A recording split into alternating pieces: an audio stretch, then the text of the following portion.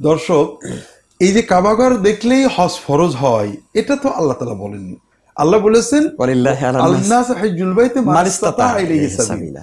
আবার আল্লাহ বলেছেন হজ নির্ধারিত মাসে, নির্ধারিত হজের সময়ে যদি কোনো মানুষ মক্কা শরীফ পর্যন্ত যাওয়ার ক্ষমতা রাখে, আর্থিক শারীরিক, তার জন্য হজ ফরজ।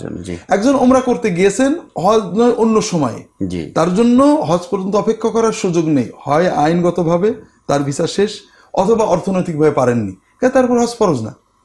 এই জন্য ওমরা করতে গেলেই হজ ফরজ হয়ে যায়, এটা এরকম নয়। তবে আমাদের উচিত হজের টাকা হয়নি, ওমরার টাকা হয়েছে, 1 লাখ হলে ওমরা হয়, 2 লাখ হলে 2.5 3 লাখ হলে হজ হয়, ওমরাটা না করে টাকাটা বাড়িয়ে একবারে ফরজ হজটা করার জন্য চেষ্টা করা উচিত। তবে যদি কেউ টাকা 3 লাখ হওয়ার সম্ভাবনা নেই, আমার 1 লাখ হয়েছে ওমরা করে ফেললাম, এজন্য তার হজ ফরজ হবে না। তার হজ ফরজ হবে যদি হজের টাকা অ্যাফোর্ড করতে পারে, তাহলে তার জন্য হজ ফরজ হবে। তবে লক্ষ্য রাখতে হবে, যদি কেউ কোনোভাবে হজের টাকা হাতে এসে যায়, যেমন একজন হঠাৎ করে কিছু বেতনের টাকা বেশি পেয়েছেন, ব্যবসায় 2 লাখ টাকা লাভ হয়েছে, হঠাৎ একটা জমি বিক্রি করেছেন যেটা তার প্রয়োজন না, এই টাকাটা যদি অন্য খাতে খরচ করেও ফেলেন, তার হজ কিন্তু ফরজ থেকে যাবে। এটা যাকাতের মতো আসার কারণে তার উপরে হজ ফরজ হয়ে গেছে। এটা যাকাত নয় যে 1 বছর না যাকাত হবে না, এটা হজ। এটা ওই টাকাটা হাতে আসার সঙ্গে সঙ্গে তার হজ ফরজ হয়ে গেছে। এখন তিনি না করে টাকাটা অন্য ফান্ডে অন্য খাতে ব্যয় করলেও হজ কিন্তু ফরজ থেকে যাবে।